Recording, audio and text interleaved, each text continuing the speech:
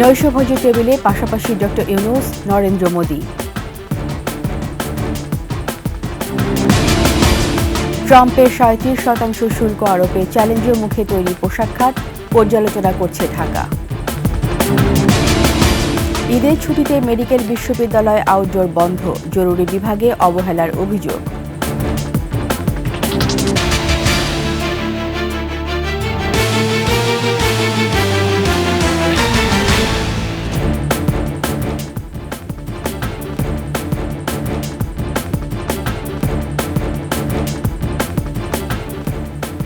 শুনছিলেন সংবাদ শিরোনাম। আমন্ত্রণ ২১ সংবাদে, সাথে আছি রীতা চৌধুরী। দর্শক, ২১ টেলিভিশনের সংবাদ একই সাথে সরাসরি দেখতে পাবেন আমাদের ফেসবুক পেজ www.facebook.com/2124 অনলাইনে সাবস্ক্রাইব করতে পারেন www.youtube.com/21ETV চ্যানেলে। বিমস্টেক শীর্ষ সম্মেলনে আনুষ্ঠানিক নৈশভোজে যোগ দিয়েছেন প্রধান উপদেষ্টা অধ্যাপক ডক্টর মোহাম্মদ ইউনূস। এ সময় দেশের অন্তর্বর্তী সরকারের প্রধান ও ভারতের প্রধানমন্ত্রী নরেন্দ্র মোদীকে এক টেবিলে পাশাপাশি বসতে দেখা যায়। বৃহস্পতিবার সন্ধ্যায় থাইল্যান্ডের ব্যাংককে একটি হোটেলে এই নৈশভোজ হয়। এ সময় প্রধান উপদেষ্টা অধ্যাপক ইউনূস নৈশভোজে থাইল্যান্ডের প্রধানমন্ত্রী পেতংতার্ন সিনাওয়াত্রার সঙ্গে ছবি তোলেন। প্রধান উপদেষ্টা প্রেস উইং থেকে পাঠানো এক ভিডিওতে দেখা যায় নৈশভোজে ডক্টর মোহাম্মদ ইউনূস ও নরেন্দ্র মোদী পাশাপাশি আছেন।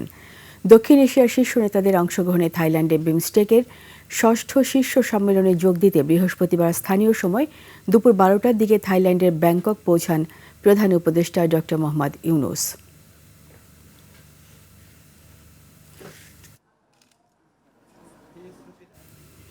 তরুণরা পৃথিবীর যে কোনো সময়ের তুলনায় সবচেয়ে বেশি শক্তিশালী প্রজন্ম। অভিহিত করে তাদেরকে শুরুতে বা ক্ষুদ্র পরিসরে ব্যবসা চালু করার পরামর্শ দিয়েছেন প্রধান উপদেষ্টা ডক্টর মোহাম্মদ ইউনূস। নতুন সভ্যতা গড়তে হলে নতুন পথ বেছে নেওয়ার আহ্বান জানান প্রধান উপদেষ্টা। বাকিটা আকবর হোসেন সুমনের রিপোর্টে। থাইল্যান্ডের ব্যাংককে বিমস্টেক ইয়াংজেন ফোরামে মূল প্রবন্ধ উপস্থাপন করেন প্রধান উপদেষ্টা doctor Mohammad Yunus. I said, whatever you try to do, don't try to do overnight, change the world. You cannot do that. ফোরামে উপস্থিত গণমাধ্যম কর্মী ও নতুন উদ্যোক্তাদের প্রশ্নের উত্তরে তরুণদের হাতেই আগামীর বিশ্ব গড়ে উঠবে বলে জানান প্রধান উপদেষ্টা। The whole problem is created by the way we structured the civilization for ourselves. Unless we redesign it, we are stuck and we are finished. So that's the world we see. We have the alternative. It's not that it's a kind of terrible thing. It's not a terrible thing. Simply become aware. It can be done in a different way, in a better way, in a sustainable way. রাতারাতি পরিবর্তনের ভাবনা থেকে সরে এসে ছোট পরিসরে শুরুকে গুরুত্ব দেন অধ্যাপক Yunus. Today's generation is so different.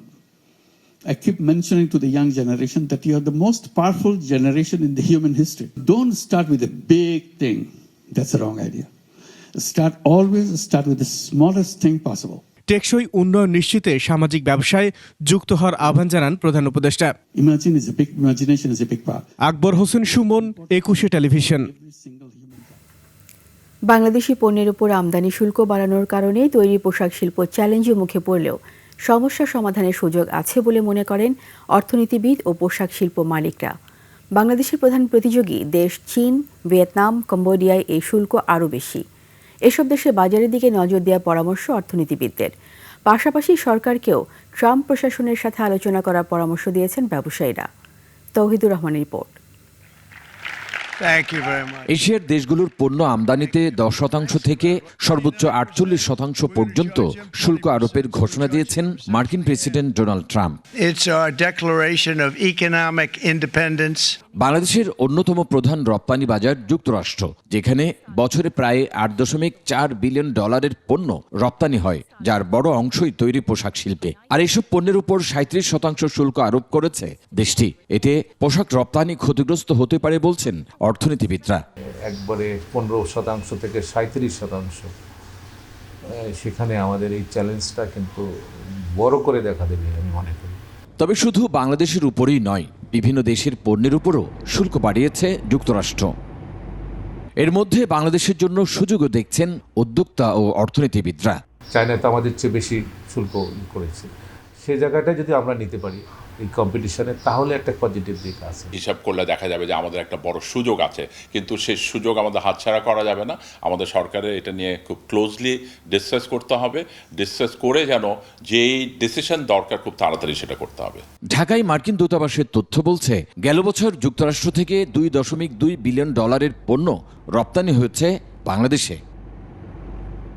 Touhidur Rahman, 21 television, Dhaka. এদিকে আরোপ করা শুল্ক নিয়ে পর্যালোচনা করছে বাংলাদেশ। সমাজ মাধ্যমে এক পোস্টে প্রেস সচিব বলেন, জাতীয় রাজস্ব বোর্ড দ্রুত যুক্তরাষ্ট্র থেকে আমদানি করা পণ্যের উপর বাংলাদেশে আরোপিত শুল্কের বিষয়টি পুনর্বিবেচনা করবে। তিনি বলেন, যুক্তরাষ্ট্র বাংলাদেশের ঘনিষ্ঠ বন্ধু। ট্রাম্প প্রশাসন ক্ষমতা গ্রহণের পর থেকে দুদেশের মধ্যে বাণিজ্য ও বিনিয়োগ সহযোগিতা বাড়াতে একযোগে কাজ করছে। আলোচনার মাধ্যমে শুল্ক ইস্যু সমাধানে ইতিবাচক অগ্রগতি হবে বলে আশা করেন তিনি। ঈদের ছুটিতেও কর্মব্যস্ত ঢাকা মেডিকেল কলেজ হাসপাতাল। আছে রোগীর চাপ, চিকিৎসা নিয়ে অভিযোগ নেই কারো। তবে ভিন্ন চিত্র পিজি হাসপাতালের। আউটডোর বন্ধ, ইমার্জেন্সি খোলা থাকলেও অবহেলার অভিযোগ রোগীর স্বজনদের। Sohel Sami report. Dhaka Medical College হাসপাতালের জরুরি বিভাগ। দেশের বিভিন্ন প্রান্ত থেকে আসছে রোগী, ভর্তি হচ্ছেন চিকিৎসার জন্য। ঈদের মধ্যেও ব্যস্ততার শেষ নেই। এখানে দেখা যায় যে আমি যদি দায়িত্ব পালন না করি সঠিকভাবে, তাহলে দেখা যাবে রোগীদের সমস্যা হবে। রোগীর স্বজনেরাও জানালেন স্বস্তির কথা। রোগী দেখছে? হ্যাঁ দেখছি, ঠিক মতন আমরা পাইছি। তবে একেবারে ভিন্ন চিত্র পিজি হাসপাতালের। আউটডোর বন্ধ, জরুরি বিভাগ খোলা থাকলেও আছে চিকিৎসায় অবহেলার অভিযোগ। কোনো ডাক্তার এখন পর্যন্ত আমি অ্যাপয়েন্টমেন্ট পাই নাই, এবং কি বিভিন্ন জায়গায় আমার ওইখানে ইমার্জেন্সিতে গেছি, ওখানেও নাই, ওখানে তালাবদ্ধভাবে আছে। ঈদের 3-4 দিন হয়ে গেল, কিন্তু এখন পর্যন্ত কোনো প্রপারলি কোনো ডক্টর নেই। কোথাও হসপিটাল বন্ধ থাকে না, এই হসপিটালই বন্ধ। গতকালকে খোলা ছিল আমাদের এখানে, আজকে আবার বন্ধ। বিষয়টি নিয়ে পরিচালকের সঙ্গে একাধিকবার যোগাযোগ করা হলেও দেখা করেননি। সোহেল সামি, 21 টেলিভিশন, ঢাকা। নিচ্ছি সংবাদ বিরতি। যখন ফিরব তখন অন্যান্য খবরের সঙ্গে আরও থাকবে। বঙ্গোপসাগরে উপকূল ভারতের, দাবি জয়শঙ্করের।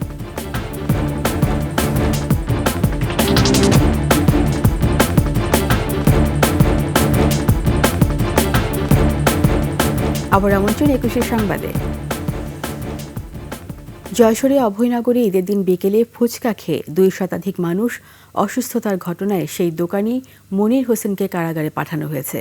পুলিশ জানায়, বুধবার রাতে ফুচকা দোকানি মনির হোসেনকে মনিরামপুর উপজেলার ঢাকুরিয়া গ্রামের বাড়ি থেকে গ্রেপ্তার করা হয়।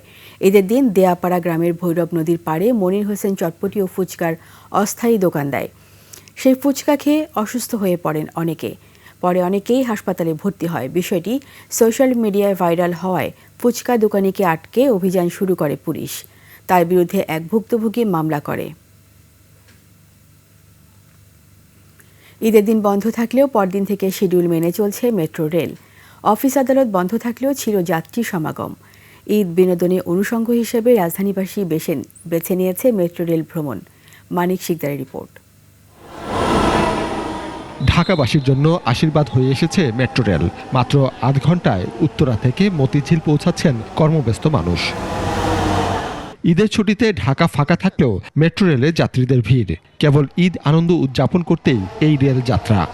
মেট্রো উঠে ঘুরতে যাব, পোলাপান ঘুরতে চাচ্ছে, এজন্য ঘুরতে নিয়ে আসলাম। তো মেট্রো রেল অনেক সুবিধা দিচ্ছে আমাদের। ছুটির আমেজে রাজধানীর বিভিন্ন প্রান্ত থেকে পরিবারের সদস্য ও প্রিয়জন নিয়ে এসেছেন অনেকে। আমি এটা প্রথম উঠছে এটা বেড়ানোর জন্য। কোথাও যাচ্ছি না, ঘোরার উদ্দেশ্যেই বের হওয়া। গাড়িতে করে যাওয়াটা অনেক হ্যাসেল, কিন্তু মেট্রো রেলে অনেক স্বল্প সময়ে চলে যেতে পারছি। ঠান্ডাতে জার্নি করতে পারতেছি। এই ভ্রমণে সবচেয়ে খুশি শিশুরা। সন্তানদের মেট্রো ভ্রমণের আবদার রাখতে পেরে খুশি বাবা মায়েরাও। ভালো লাগছে। মেট্রো রেলে বাচ্চারা জার্নিটা পছন্দ করে। উত্তরায় শেষ মাথায় যাব, আবার ব্যাক করব। শুধু মেট্রো রেলে ঘোরার জন্যই আসছি। দেশের সবচেয়ে আকর্ষণীয় এই গণপরিবহনের রুট দ্রুত ছড়িয়ে পড়ুক রাজধানীতে, এমনটাই চান নগরবাসী। মেট্রো রেল শুধু এখন যানজট কমাচ্ছে না, সেই সাথে সাধারণ যে যাত্রী যারা আছেন, বিশেষ করে ছুটির দিনে ঈদ আনন্দের অন্যতম অনুষঙ্গ হয়ে উঠেছে। তাই তো ঈদ আনন্দে অনেকেই ভ্রমণের পথ হিসেবে বেছে নিয়েছেন মেট্রো রেল। মানিক শিকদার, একুশে টেলিভিশন, ঢাকা। এরই সাথে শেষ করছি ২১ সংবাদ। যাবার আগে সংবাদ শিরোনামগুলো আরও একবার। নৈশভোজী টেবিলে পাশাপাশি ডক্টর ইউনূস, নরেন্দ্র মোদি।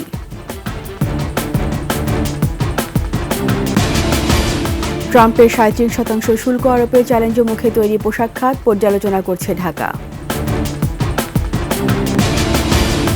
ঈদের ছুটিতে মেডিকেল বিশ্ববিদ্যালয়ে আউটডোর বন্ধ, জরুরি বিভাগে অবহেলার অভিযোগ।